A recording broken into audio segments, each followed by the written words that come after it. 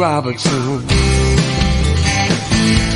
Oh, she's a heck of a lot of fun, Jeanne Robertson.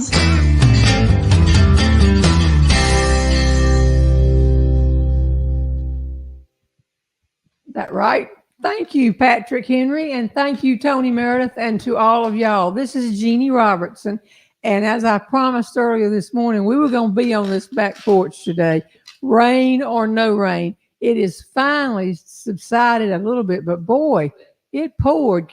You know, you don't want to be politically incorrect, but it poured cats and dogs all night, and it was terrible. But we are a little bit drier right now. We'll see. Sorry for those of you who say, well, we need rain. Well, I can't do everything. I do have a couple of big announcements to make right here in the beginning, though. First of all, we're glad you're here. Second of all, I have the greatest news. On Tuesday, I'm getting my hair cut. It's either that or a ponytail or two ponytails or do something. So we're finally able to get where we need to go, get a haircut on Tuesday. So this is going to be gone. The next big announcement, apparently, I'm going to say this again. I looked just terrible last weekend. I went to get the COVID test in the car. I didn't put on a bra. I just got in the car. Somebody drove me. It was like picking up children from elementary school. And then they called me while I was in line and said, no, we've got you set up for 4 tests over here. And I did not get back till I came walking in here. So at this point, I thought y'all would be interested to know. 23 and a half people have told me how bad I looked last week. And I know it, and I looked at it, and it looks terrible. Explain that half person. I cut them off. I cut that phone off. But everybody has told me, you look terrible last. I know I did, y'all. I know I did. I'm so glad people feel so close that they can say something like that. I know you can do that. So didn't you go out to eat last night, Toni, and our good friend said I looked terrible? Yes, she said that they were so worried on Thursday, but you were better on Saturday. By Saturday, you'd gotten it together. I had on underwear. Then now you got it real together. But now I'm getting it all cut. Except I love that you think your hair is long. You know, it's very long to me. For you, it is long to me. But I'm just getting everybody back in order because people call and they tell you what you would like to know or not know. And the big question has become, why do you answer the phone? And the answer is I've got a lot of different calls coming in, medical calls, different things that we're doing. And I look at that number and I think, well, but I really should stop answering the landline. Because remember last week, the lady wanted to know, what is wrong with you? And I said, well, I just picked people keep calling. I told her that my husband had died 2 months ago and I was 4 months pregnant, and that stopped her for a little while. But let's get going, and we're going to get going with gifts. Patrick's here, Toni's here, and now we're socially distancing like we used to just a little bit more. Everybody's do whatever they tell you to do. So we're going to give away some prizes, and y'all sent in some unbelievable questions, and we got these in here. Going to give away 3 quick prizes of your choice, and it's from all the swag back here on that's the big word now, swag, back here, and I'm going to reach down. There's too many things. And first, we're going to give away 3 prizes, your choice of what you want back here, and Toni will send it to you. And the first winner is, good morning, Jeanne from Eastern Panhandle of West Virginia. Unfortunately, there's no rain here. Maybe it's headed this way. Hubby may be joining me at lunch today. He loves to listen to you too. You are in my prayers each day. We must get you and keep you up. So who are you? There's no name. So I probably cut it off. I was cutting off these during the night. But from the Panhandle of West Virginia, hubby will be joining. Maybe someone will hear that, recognize their message, and let us know, and we'll be glad to send them a prize. But go on and draw one with a name this time. All right. Here's another prize winner. You are winning a prize right now, and the winner is Renee Groleau, and you are from Chicopee, Massachusetts. Chickapoo. What? Nothing. There's an old movie with Jodie Foster where she said chickapoo. Chickapoo. Yeah. Oh, and we had a guest on who does that routine, and it's hilarious. Oh yeah, that's right. You won't believe this, but I was born right outside of Boston in Chelsea Naval Base. It was the war, and Daddy was up there for something. So I didn't stay long, and I don't have a Massachusetts accent.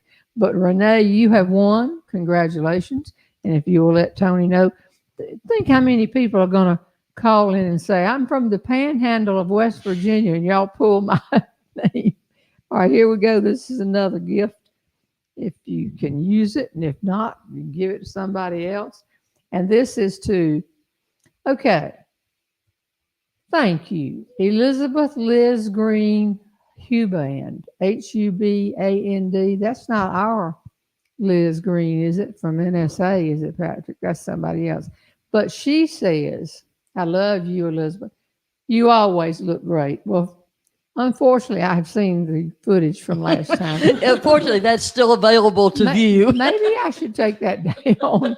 That looks terrible. Is there a way to delete that one? But that's 3, including the person from West Virginia. So let us know if you were the lady from who talked your husband into watching, at lunch today. That's the first 3, and we'll give away more as the program goes on. I have a question for all of you, and that is, it's come out, and y'all have called it to my attention, and I just think it's hilarious. 40% of the people watching the Olympics say, if I could have time to practice, I'd be better than the people in the Olympics. Now, would you say that about, what would you do in the Olympics if you were in the Olympics? Women's volleyball. Women, I'm sure you would. Toni, what would you do in the Olympics? Oh, that's hard. I'd like to think I could be a gymnast, but not really.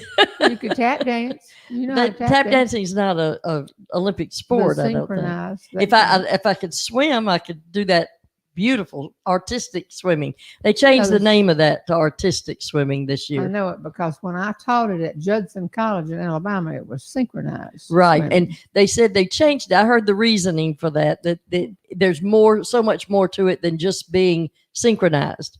They are synchronized, but that there's so much more to that. I think I'd rather be a diver since Andy was a diver. Remember, that was his high school sport. And we went to many, many practices. He was a springboard diver. So I think I know more about it. Not that I could ever do that. And I hope everybody saw the women's platform with the young Chinese 14-year-old who won the gold and had 3 or 4 perfect dives in her list of dives. Unbelievable diving. I don't think I said, well, I'm not going to watch all this stuff. I'm got all this medical stuff I'm doing here, everything. But you did get hooked in it. But I didn't get hooked in the names and the countries as much as the backstories of some of these young people and what they did to get there and how hard they had worked. But people don't understand. That's all they do for years to get to make it to the Olympics. I don't know if Title IX had not been passed, so women could do very little when we came along. But, and I was a physical education major, but do y'all really think if you just had a few weeks practice that you could get out there and kick people under the water and water polo? Probably could. I would like to know what you would like to do if you really had a chance, and of course, if your parents can buy those horses. Did you see the people on the horses? The horses cost millions. Oh, they're beautiful. Yeah. Beautiful horses. Yeah. So, Problem is, you got to feed them. You got and clean up after and brush them and all that. But I saw what I call the true Olympic spirit come through several times.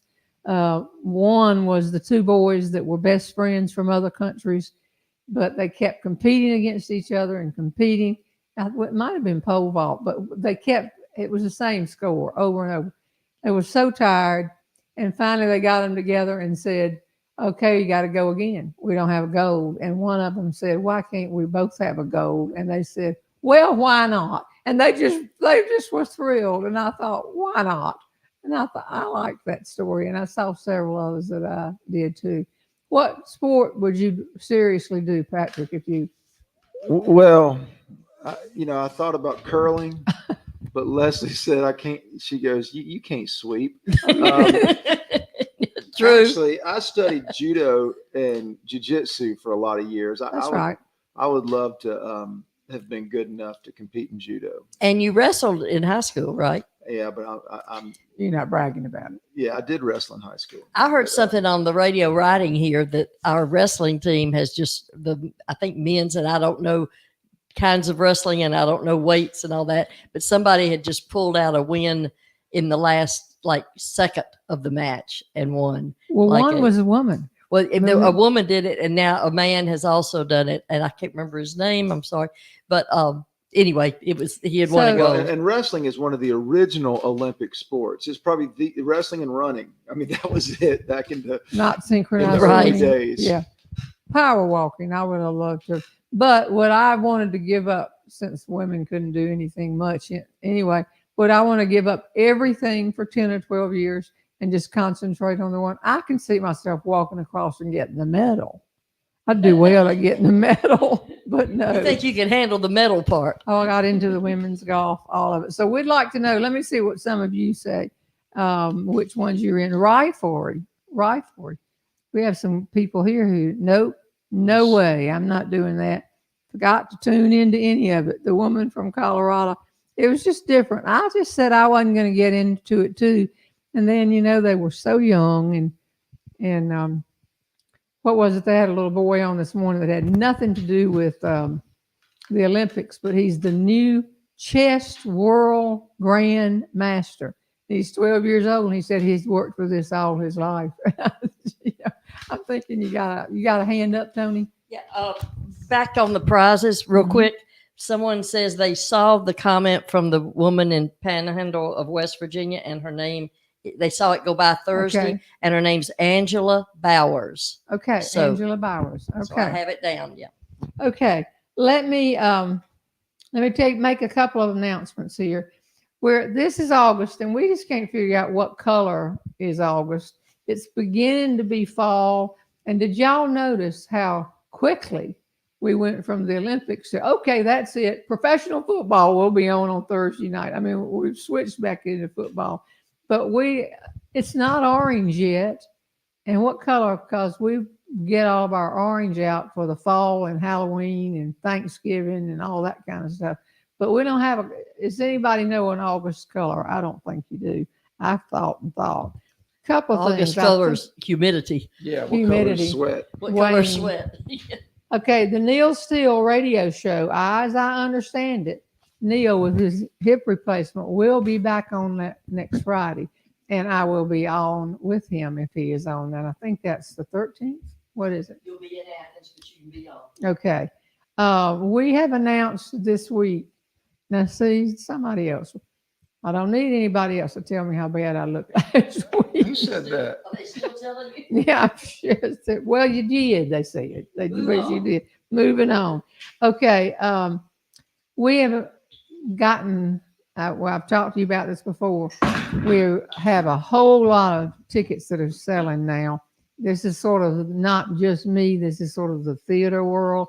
Shows are back opening up and so forth. And the minute they did, and the Nashville people put up a whole lot of shows that were selling tickets, immediately the third, what do you call it, Patrick? The third tier, reselling. Resellers, third-party sellers, resellers, scalpers is the real word. Scalpers are in on it. And so the best place for you to get your ticket, this is not my money. I mean, I'm paid to come and do the show. But you be careful. If somebody wants to sell you a ticket for $335 to one of my shows, this is a wrong thing. And if you won't be able to find those people if you have a problem, go to where the theater wants you to go. They will tell you on their theater site exactly where they're going. And I'm not trying to shuffle money my way because it doesn't matter to me which way you get it. But I hate to see you lose that money. And with the world like it is, if the theater has to postpone a show, then you need to contact your theater where you got your tickets, and you can't find these people that are buying way on down the line. Sometimes it's like standing outside a ball game and saying tickets. It's hard to get refunds off Can't of the get resellers. refund. So we're just warning you again. The second is we've been cautioned again about the trolls. Tell them what you do to help get the trolls off, Patrick. It's kind of funny. Oh, I start blocking them and deleting them, but before I can get to them, people are jumping, helping me out. Okay, thank y'all. And I think I've accidentally deleted or blocked a friend of ours, Dorothy, and I'm doing my best to get her back on. I think what we're going to have to do is refriend her on Facebook. Okay, well, that'll be fine. So we'll work on that. Okay, but could I mention something real quick? So, and then we'll go to questions. Our friend Carolyn, my good friend Caroline Johnson, she was in Atlanta at the Merchandise Mart this week. She's got a store that she's opened here, and she was sitting at dinner at the restaurant and started talking to a woman, and she goes, "Oh, you're from Burlington. Do you know Jeanne Robertson?" Are you of course serious? She did. She sure did. And so Caroline sent me her name. I wanted to give her a shout out. It was Catherine Olson with Alliance Entertainment. She's a big fan, and I think she's watching right now. So, but the problem is, she said, I saw her last week and she didn't look good. She looked terrible. She didn't have on any makeup, and I don't think she was dressed. But hey, that's great. Good luck to Caroline in her business. Okay, let me answer some of your questions. The questions are in this bucket, and they I'm just going to reach in, find my smiley face at the beginning. Everything that we've got in here, we've got. All right, here's a question. Can they get tickets on your site for your shows, or is it to the theater? Now next week, I have a show in Athens, Georgia, that we'll drive to that, and then I have a show in Greenville, South Carolina, on Saturday night. And that's all been approved for me to go in there.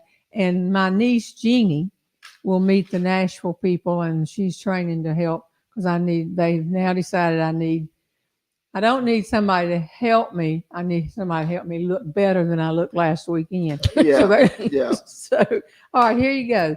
Jamie Lynn Westmore, are you coming to Virginia this year?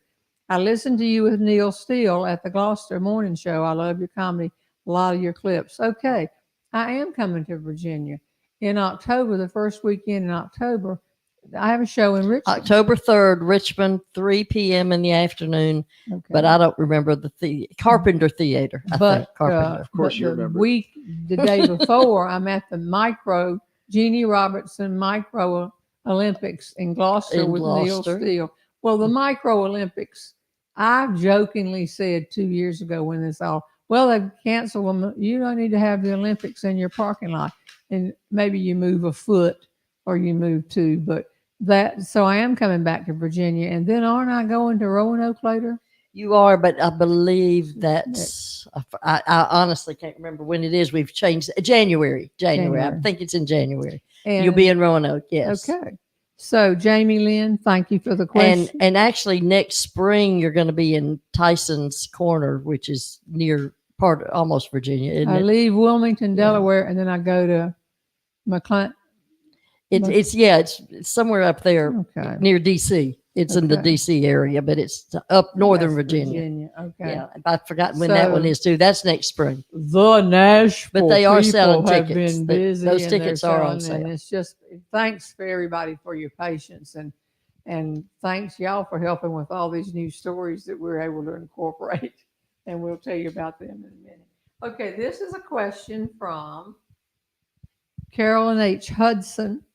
And she said, I hope you're feeling better. We know that getting older ain't for sissies. I'm telling you, no. But it is for people who are determined and they keep a sense of humor. Is that your question? Well, okay, Carolyn, thank you for writing. Here's another question right here. Then I must tell you, I started a story Thursday night, and y'all said I stopped it. I stopped it because I realized it's running out of time. Okay, this is from Allison Webb. Jeannie, hope you're feeling well. Thanks for keeping us company. Is there a way to purchase Patrick's song from Saturday? And you are from Corner, Georgia. That was a creative. Well, that's a creative name. Corner. Where are you from? Corner. Comer. My eye. Okay, that makes sense. Comer. I'm All from right, Straightaway, Patrick, Georgia. They So, loved your song. well, it's very new, and thank you, by the way. It's very new. I am going to record it, and I'll figure. I'll probably find a way for you to download it. But it's so new, I haven't recorded it in the studio. But thank you for encouraging me to do that. They love that song. It's a good song. They love that Thank song. you. And I just love it when you talk about things that I just love that song. It's a good song. All right, here's another question. These are not for prizes. These are just questions that y'all sent in, and we appreciate it. Avis Richardson Wyckoff. Sure hope you're feeling much better. I saw you on the porch Saturday, and I was really worried about you. I must have just looked terrible. But then I saw you a few days later, and you look better. I hope everything is better now. It is. I'm feeling like I'm looking better and getting a haircut and getting all spruced up and getting ready to go on the road. And so that will be fun. So let me get another question. I'm rolling out so well here. Okay. And then I want to tell them about Bob Murphy. Oh, Dean Beth. That's her name. Question. What were your parents' given names, and what did they think when you named your son Beaver? Thank you so much for sharing your humor. My name is Laura Lee, and I am from Juneau, Alaska. Thank you. Well, understand that way back in another era, the term Beaver was the sidekick for Red Ryder in the comic books, Little Beaver. And people just started calling him Little Beaver. I didn't give him that name. They just started calling, and they still, now he's 6'8", and he's grown and all that. And the people still call him Beaver. His name is Bailey, but everybody calls him Beaver. So Mother and Daddy weren't upset about the name. They just viewed it as a nickname, which is probably. And your parents' given names. Mother was Cora Lipscomb from Auburn, Alabama, and Daddy was Jim Swanner from Luverne, Alabama, and they met at Auburn. Okay. I want to tell you this story because I got several I'm running by. I started this story the other night. For you from Texas, you had a humorous speaker down there named Bob Murphy that was loved by everybody. He spoke for years. He was so funny, and he was a sharp guy. He was a humorist, but he was a lawyer. He was in the Texas Congress.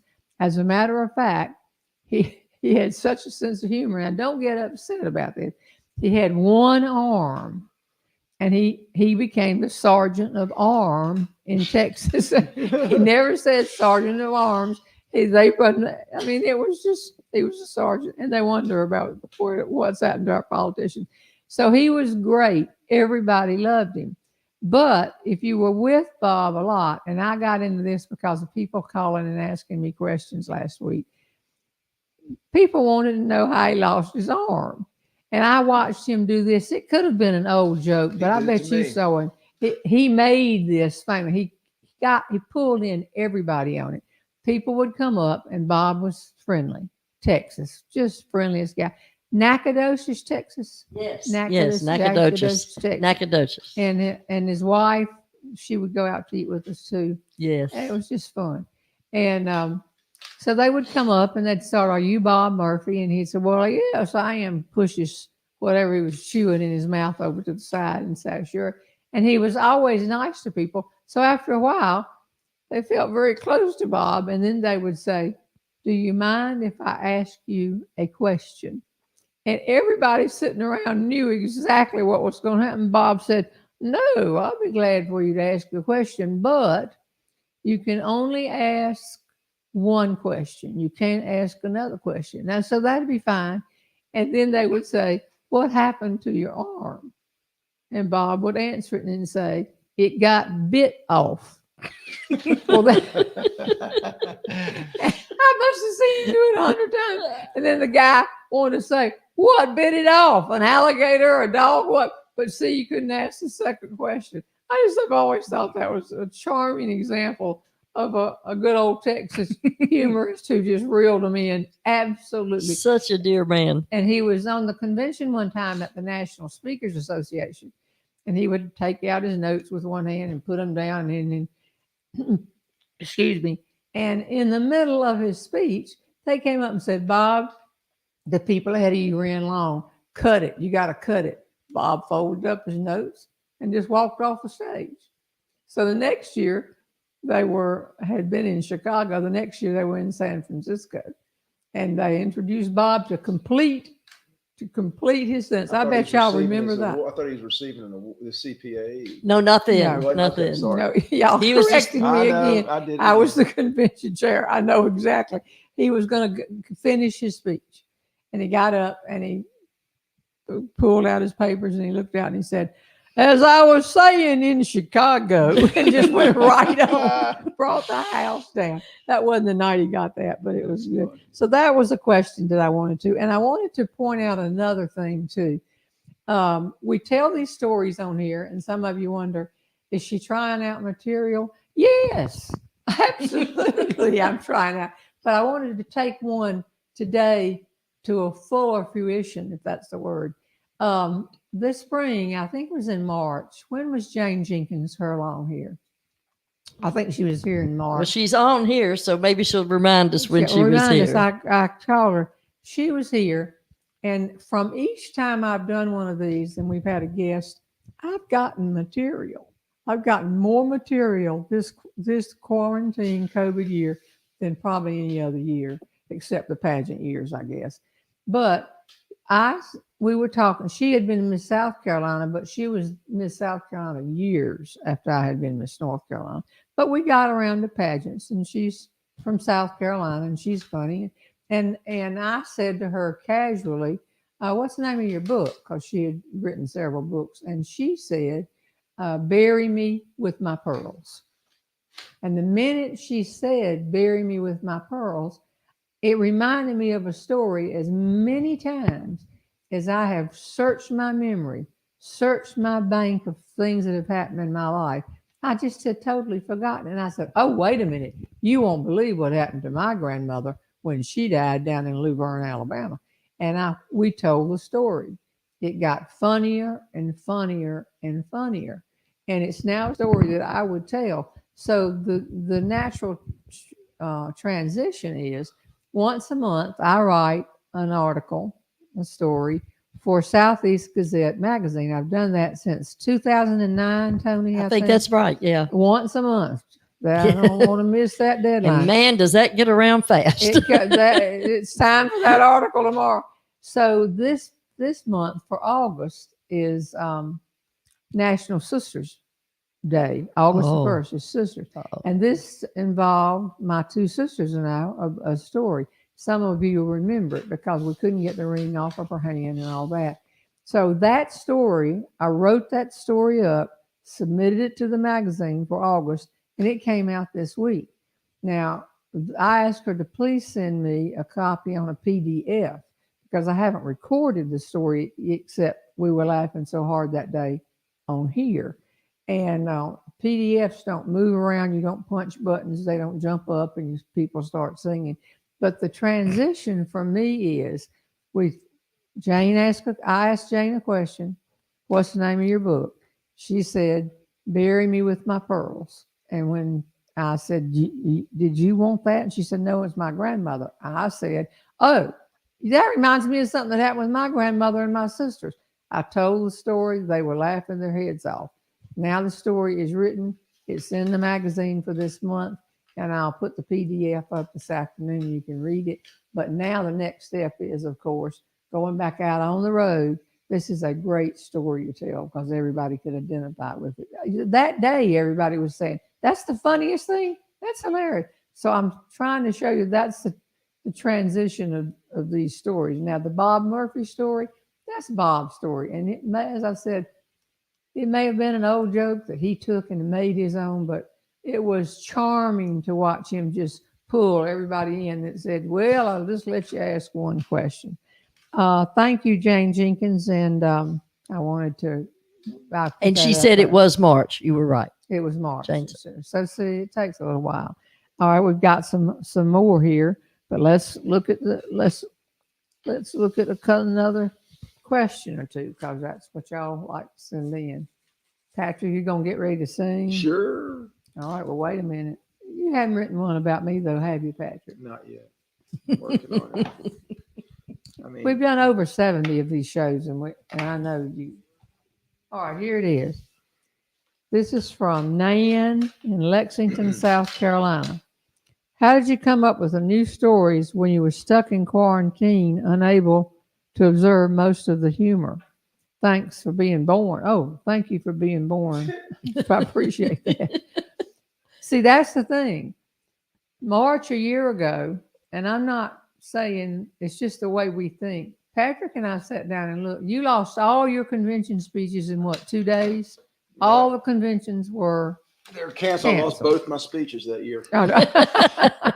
And then the theaters are calling the Nashville people and saying, we can't, we can't do these, we can't do these. So we looked at each other and said, what can we possibly do to keep some name recognition? And then it turned out to be one of the best ways to get stories. And we've worked on them a year and a half, haven't we, Patrick? Yeah. We got Tim Gard coming in here in a couple of weeks, who is absolutely one of the funniest people you'll ever meet. And I said, I got all these new stories. And he said, let's go over all of them. And so, see, we just decided that being in quarantine. Now, I will guarantee you this, though. If you work in the same office with one other person or two people, I've always said, look for humor and you will find it. Well, if you're in the exact same situation every single day, maybe you don't get as much as I get traveling around. I leave this house traveling, looking for funny stories. We all do. We're all in the habit of doing that.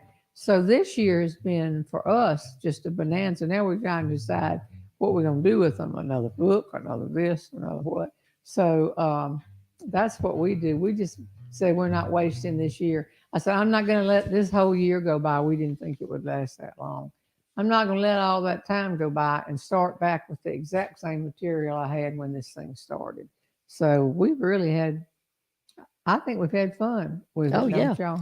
Well, doing this is that's an example. That's a great story. And it came from Jane coming up and being on the show. And we posted a clip not long ago. Humorist Jeanne Robertson and son Beaver working on Chicken in the Trunk. Right. And I think it has like almost 60,000 people have watched it. And it was just sitting back here. But see, that story is not a story that I had ever told till we started telling it. But it's going to start showing up. Oh, it's going to show up now. You can read it. Jane and I talk a couple times a week. And if we have an idea for a story, we call and talk it through. And if sometimes it doesn't go anywhere, sometimes it turns into something. But that's how you do stories. You talk them through. We were, that story that happened with the dog down in Dillon, South Carolina, in the middle of the pageant, just walked right in the back door, right up the aisle, right up the little Glee Club steps. I'm standing there in an evening gown, and everybody's watching him. And I had that on my list for years, and then just tossed it out. And Patrick throws in punchlines. One of the punchlines, though, I said, it's probably a sexist thing now, but I don't care. Two men were leaving, and one of them said, did you see that dog up there on stage tonight? And said, yeah, but I thought she was funny. And somebody don't write. Somebody gave us that line. Patrick. That's right. Patrick gave us that line. Yeah. I'm very bright. Yeah, very bright. We know that. Okay. I want you to sing because the Olympics were great. I got into the women's golf, and I just, but now it's time for football. And you live in a football town, don't you? That's right. I grew up in a football town, Auburn, Alabama. And so this time of year, I start twitching because we know football season's coming. Take it away. But now that we have a soccer player in the family, we get excited about soccer season. I was out standing in the rain at 7:30 this morning watching. You were not. Yes, I was. I was watching Robert play in his first soccer game. He made varsity this year. But it was pouring down rain. Pouring rain. And then I realized I can't believe I'm the only parent out here who loves their kid enough to stand in the rain to watch them. And then we scored, and I hear a bunch of cars honking. I turn around, everybody's sitting behind me in their car watching the game. And you're standing in the rain. Said, I get it now. I get it now. So this is a song I wrote about my hometown, Auburn, Alabama. But I wrote it with a guy named John Greenbaum, You remember that song, Welcome to Earth, Third Rock from the Yeah. Sun? He wrote that song. And so anyway, we wrote songs together in Nashville, and I said, I've got an idea for a song, John. And I started describing my hometown, and I said, I call the song Football Town. And he said, Patrick, I grew up in Green Bay, Wisconsin. We consider ourselves a football town. So I realized that, love of football, love of sports, it kind of brings us all together. It was like religion, Friday nights, cheerleaders cheered with all their might. Shops on Main Street all closed down, living in a football town. With a coin toss and they huddled up, kicked off and a cloud of dust. 100 yards of sacred ground, living in a football town. Where the boys fought clean and the boys fought hard, grinding down that extra yard. There's blood and sweat, stripes and stars, marching bands and color guards. People come from miles around, living in a football town.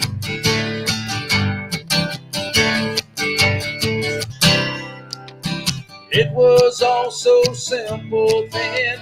Life came down to 1st and 10. The homecoming queen is grown up now, married in a football town. Well, behind the field there's a railroad track. All stars leave, salesmen come back. They watch their own kids playing now, living in a football town. Where the boys fought clean and the boys fought hard, grinding out that extra yard. There's blood and sweat and stripes and stars, marching bands and color guards. People come from miles around, living in a football town.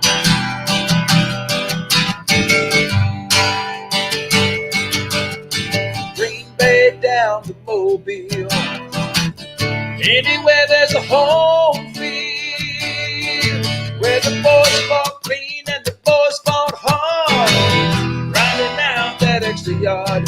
There was blood and sweat and stripes and stars, marching bands and color guards. People come from miles around, living in a football town.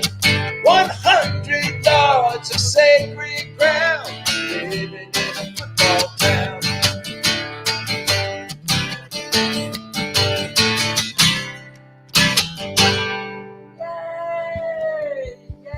Thank you. So people have asked, because this was so funny, if y'all were watching Thursday night, and I mentioned that, are you okay? Yeah, I'm okay. Okay. Break your knee on that chair. That was my guitar hit the chair. Okay. I got 2 more. So Thursday night during the pop-up, I was pointing out that I'm in Athens, Georgia, another football town. Woo, woo, woo. Go dog. Yeah. Dogs. And all of a sudden Toni came over and started shoving a piece of paper in my hand. And I looked at it and it said, Debbie Childers is opening on the Athens show. Well, Debbie's not opening on the Athens show. So I pushed. Sorry, Toni. Debbie, I tried. I know. I pushed Toni's hand away, and Toni became determined that we were going. And she pushed a piece of paper back, and it kept going back and forth. And I finally just wadded up the piece of paper. But people have asked, do you have an opening act? Do you have? But this year, after meeting so many of my friends on a closer basis, we don't really have an opening act. But there are some places that we ask some, especially people that we know are drop dead funny or do a great job. So I'm in Auburn at the Googe Center, the new Googe Center. Yes. November 19th. Got postponed last year. Right. But it's November 19th. So Patrick, you're going to come and open up and sing a couple of Auburn songs for us. I'd appreciate that. And Debbie Childers, who won my last two times ago Jeanne Robertson humor contest, will be in Birmingham, which is near where she lives, and in Atlanta later. So let's get that straight. In Charlotte, they're having the comedy festival there in September. Right. That's September 9. Yes. Okay. And Tara Brown, who is won another year, And is was on going the to show. Come by, and everybody knows her. She's been called the Queen of Comedy in Charlotte. So she's going to do that show. So that's things that work well. But since we're bringing in my niece, she doesn't sing or dance or do anything like that. But to help me with the shows in Athens, she's going to be training that week. Can you believe that? She's going to be training. So we just decided it was too much to try to have somebody. But that's what we're doing. If somebody's in the town, and we've got so many talented people out there. So that's kind of the flow here. This is not like written in stone anywhere. We're just trying to let y'all know about a lot Y'all of got to different make sure you people. go up and meet little Jeannie now, because if y'all are at the show, she's a She's a a character. special person. Wasn't she the student body president at Auburn? No. I voted for her. No, No. treasurer. She ran treasurer. She ran for vice president. That's right. And lost by 17 votes. But that was a big Well, they're still recounting those. Oh, I know. We're still on it. No, that was years ago. Jeannie and his kids are going to college. I know that. We were in school together for a little while before I moved on. The other thing is you sang at her wedding. I did. That's true. And y'all met also at the youth program in Auburn. The youth program of the National Speakers Association. Okay, I've got another thing I started to run by y'all before, and I don't think I've done it here, but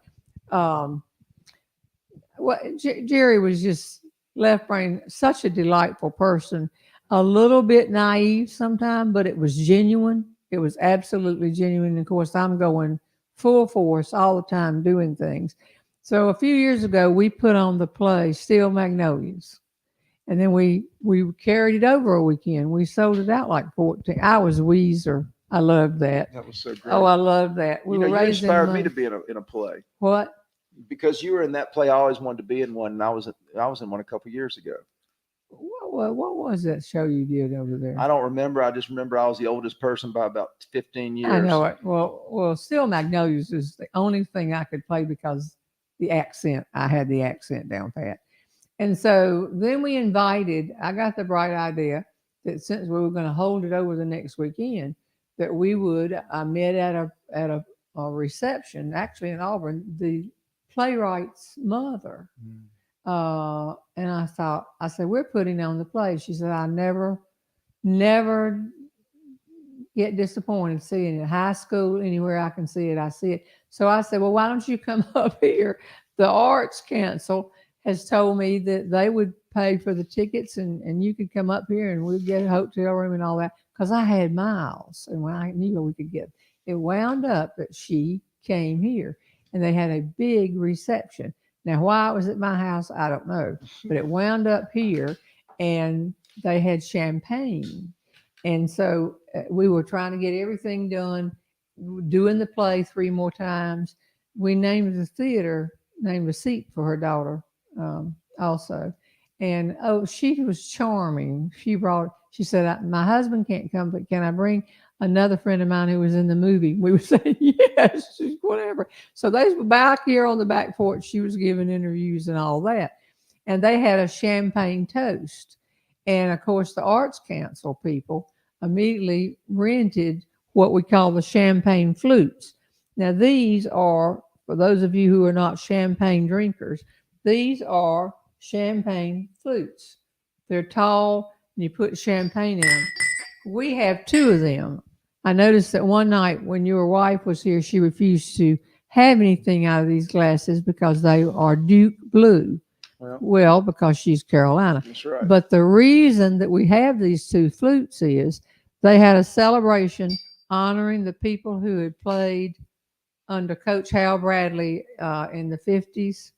And Left Brain had been on that team and was captain of that team. So we went, and then they gave everybody 2 flutes. I brought the flutes home, put them up. But when the party rolled around, of course, the Arts Council, well, there were going to be 100 people here. Where I don't know where we put everybody, all over the house.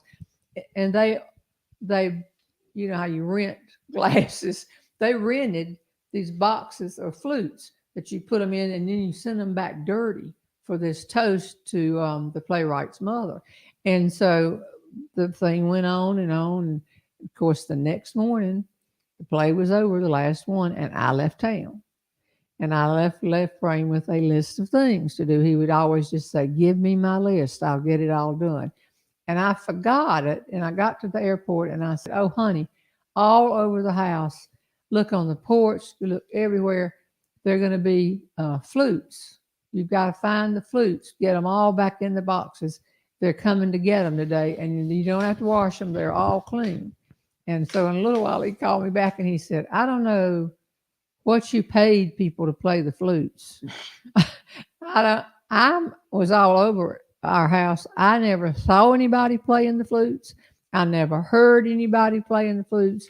And there are no flutes in this house. And he was looking for flute. And we've always laughed anytime you see a champagne flute, because he said, "I just don't think they're here. I think you got ripped off for your money." So I just thought I'd throw that in today. I remember. Yes. You remember when we did that? Yes. We had an armadillo cake too, didn't we? Yes, I think you did. Because an armadillo. And if I remember, didn't Norma's mother make a cake with a big white magnolia on it? Oh, didn't yes. she do that? Norma did it. Oh, and people have said, "Where's Norma this week?" See, we do tasks here. And Toni was exactly right to tell me that, no, Debbie Childers is on, because she thought she was right. But Norma was in charge of me last Monday. Excuse me. She did everything last Monday for 8 or 9 hours medically with me. And then they went. And then she left town. To play golf, and she left town. She's back. I talked to her. Did she? Good. So it's like when Jane Tucker was here at Jerry's ceremony. Service. Memorial service. And they came here and she said, "Put all the things in these blue and white plates." Some of you wrote and said, "Well, how bossy is that?" No, Jane Tucker's job was for me to go to the service, and she's going to get this house fixed exactly right. That's when our friends said, "Well, they were scared of Jane." No, you didn't have to be scared. She just said, "Give me my list." That's the way we do things around here. So where did I get off on all that? Okay, let's ask more questions. And then I got a couple of more stories here. Okay, but that's the flute story. All right, here's another question out of the bag. Hope we're answering the questions y'all want. Y'all sent some good ones. And the question is from Catherine, Katheran, Schupp, Schuup. This is just a question. When you were Miss North Carolina and going around giving talks, what story did you tell that you thought, aha, I have an aha moment. I can make a living from my humor? Well, that year I was getting paid for every speech I gave, $35 a speech, and I was thrilled to get it. Then if that was because if it was for the JCs who sponsored the Miss North Carolina pageant, if it was from another club like Rotary Club, I got $50. And if it was up a bank or a corporate, somebody wanted me to speak, I got $100. I thought it was the most money I'd ever seen in my life. I remember the night we were riding back home after winning the pageant, and they were explaining to Daddy and Mother the number of clothes I would need for the year. And then they said, "But Mr. Swanner, she's won scholarships to finish out her college career." And Daddy said, "I think we'll about break even." There won't be more. So I just realized that everybody has different talents. You can bring in Jane Jenkins Hurlong and she's going to sing and tell stories, but she is a singer. And I was telling stories and people really liked it. And then they wanted you to come and do some more stories. And so you could cut the ribbon and do that. But I had a series of jokes that I told, but I figured out halfway through the year that they liked the true stories that happened, the funny stories that happened up at the Miss America pageant as a 6'2" contestant, much more than they did pat jokes. And I moved away from the jokes quickly. Excuse me. Then I crowned the next one and started giving speeches. Okay. Why don't we give 3 more prizes? Okay. Sounds like a good idea. Okay. They come out of this bag over here. Coffee. Need some water? You got I have something to drink. A Coke. Oh, I have it in my. I love left brain. Now I have hiccups. Oh, good. I do that all the time. I get hiccups if I even see a carrot. So, did you know that? No, but they choke you. Well, I know what we're Eat them serving. raw. What? I know what we're serving next time. Carrots. Okay, this is a prize winner. I'm about to cry, they'll say. Oh, she was just in bad shape. This is Sheila Jane. Prayers for you, dear. Thank you so much. What's the last name? I guess it's just Sheila Is Jane. that a question? No question. This is a prize. This Prayers is for just you, a dear? prize. We don't know where, but she's got. I appreciate your praying hands for me. We need to get through the hiccups. Sheila, I'm not sure where you're from, but you win a prize if you can get in touch with us and identify how many praying hands you had on that. Okay, here's another one. Prize. Okay, now, Sheila Jane, you've entered again. You are looking beautiful. I'm going to declare you one winner if we can just find out who you are. Okay, and here's another one. This person's going to win a prize right here. I'm having too much fun here today. See what happens when you get up and get organized and look better. Nancy, and it's spelled Nanci Fisher, Fisher. I'll be there to enjoy your back porch from Bealeton, Virginia, Bealeton, where we're having cool mornings and nights, but the temperatures in the day are 90. Okay, well, that's great. And thank you for entering, and you have just won a prize. So with you and with Sheila Jane, that's two of the prizes right here.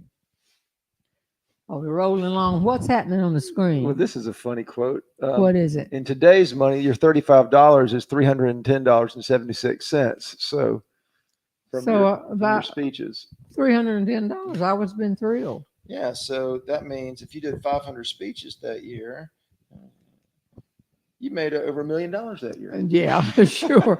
We figured it up when the year was over, and I had, I think I had maybe No, 155,000. Excuse me. Oh, okay. Maybe I had made $8,000 or $12,000. I mean, y'all, that I was teaching for $4,000. So this is this is to let you know your education dollar. So I was thrilled. All right, here's another one. This is another prize right here. Okay, somebody just asked. I saw it down there. Am I still telling stories about left brain? Oh, yes. We have so many stories about left brain in queue, as they say, that it just wouldn't be fair just to say, well, I'm not going to tell any more about left brain. He wouldn't like that either. He would not like that at all. No, he was very quiet, but he would always say, I think they like that one about. And we always say to all of y'all, which is your favorite story? And it's always the one about you. The one about, oh, here's another gift. This is the prize ringing. Is that my sister? Yeah. I don't know, but we hung up on whoever it was. Okay. This is a prize winner. You're giving me a name. Tanya Lamo. I think she might have won. You won last week. Lano. Order a book or an audio book and you might get the pound cake recipe. Or order anything and you might get the pound cake recipe. But she didn't win the audio book this time. She just won a regular gift. So give it to somebody who needs a gift. If that'll work. All right, now, how much more time do we have? Let's see down here. You have about 6 minutes. But okay. Wait a minute. Keep telling. Absolutely going to keep telling stories about left brain. That would just be terrible. Just to act like for everything he did, because if you're new, left brain would help me write the stories, and he would come up sometime and very quietly say, I think I just did something you might can tell. My mother does that all the time to me. She gets, oh, funniest thing happened to me. You can tell it in your speech. I'm like, no, Mom. And yet one time we were having a platform professionals meeting and we were all in a circle and I got up and told a story And she gave me one of the funniest lines you ever had. And your dad said, I cannot believe that she just gave Jeannie that funny line. I loved it. And I said, yes, she did. Back off. She gave that to me. Okay. Any more questions here? I got the pound cake. I hope somebody isn't calling to ask a personal question. We'll see you. All right. Toni, you and Tom are going to take me to Myrtle Beach. That's right. We'll all be in Myrtle Beach on the 20th of August. Okay. That show has tickets for sale, and we'd love to see a lot of people. Several people have said they'll be there that are on Myrtle the Beach. program. Yeah. At the Alabama Theater. At the Alabama The Theater. funny thing is, then when we go to Birmingham, we're at the Alabama Theater downtown. Right. Little confusing. Yeah. That's all right. Then we do Richmond, Virginia, and then we do later that Kentucky. month, we do Richmond, Kentucky. I know. They We just can like to figure it try out. to confuse us. Okay. It's not Any too more hard. questions? Any more questions? Yes, here they are. They're coming through. All right. Let me go ahead and give let me see. I had a couple more. Okay. Women, without telling you, I bought something about a year ago that they said I would probably need. Everybody said you have to go on and get this. So Norma Rose and I went to Raleigh and bought this thing. Now it's time for me to have to use it. And we can't find it. Now you tell me, just women, or if you are a guy who's involved in stuffitis like I am, stuff. So I now cannot find this item that I bought. I'll tell you about this later in the process, but we just can't find it. So what would you do? Now I want you to think and type it in. What would you do to find that item from a year ago? Guaranteed to find that item from a year ago. All right. See if anybody's doing anything, saying anything. Okay. No. Not Nope. yet. It takes a little while.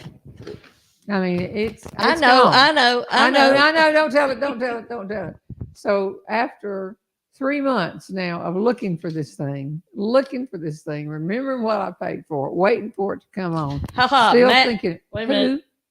Matt Ellen, M-A-D, Madellen, I don't know how she says that, M-A-D-E-L-L-E-N, Spate, says, buy another and you'll find it. That's exactly right. So I got Everybody's saying buy another. phone this week and just ordered. I said, send me another one of these. And she said, well, when you ordered it the first time and got it, you could have gotten a good deal for two. And I said, but I just wanted one, but now I need it again. And that's going to help me find it. So I will report later, but I will guarantee you that now that I've ordered this new one is coming in, I will any day now say, well, look at this thing in this drawer. Well, that's exactly where that is. All right. Shall we give the big prize if we don't? We Yes. got a lot of. 2 minutes. Okay.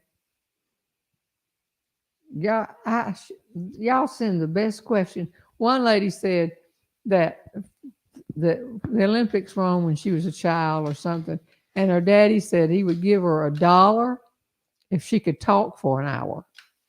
And she talked for an hour because back then $1 was a lot of money, and they laughed at her and they had a good time. All right, this My daughter present. would negotiate a higher rate. I know it. Well, that's in today. And All have right. no trouble talking for an hour. No. Give her daughter to Would stop you? talking. Would you have trouble? No, not at all. Not at all. Give me the topic. I can go. Okay. Look in the oven, someone said. Well, it could be there because I haven't Next cooked to the any. sweaters. Well, this is what. All right, y'all. I'm going to draw, and this is for the rest of the ones you choose. This is for This is for the 7 hour and 26 minutes or whatever 7 CD audio version filmed in that same closet where we have lost this item now, but and it's 7 CDs, and this is done by me reading and Patrick recording, and both of us laughed until we hurt. And so if you don't play CDs anymore, because you can get them, all these things to download some way, but you might want to take it somewhere and split them up and let people share them and listen and have a lot of laughs. I'm now going to pull the prize for the name for the big prize this way right here. Okay, wait. I'm not looking. I'm just getting the name. All right, and the winner is happy to hear you better this week, Jeannie. Sandy, Sandy Boda, Boda. Yay! Sandy, you just won the audio version. Let Toni, Toni, at JeannieRobertson.com know to whom you want things autographed. All 6 winners today of the other items, what you want. Just choose what you want. And on this, and Toni, you'll get them out when? As fast as I sign them? Fast as you sign them. Okay. Well, we've had a good time today. I've still got things on my list. You just can't discuss everything, but it is National Mustard Day, and maybe that can be our color for the day. All of these. Is that it, y'all? That's it. Okay. Bye. Thank y'all for coming. I'll see you. What? I know. I thought that was a quick goodbye. Bye. It's a hard Play the transition. song. She's a heck of a lot of fun, Jeannie Robertson. Oh, she's a heck of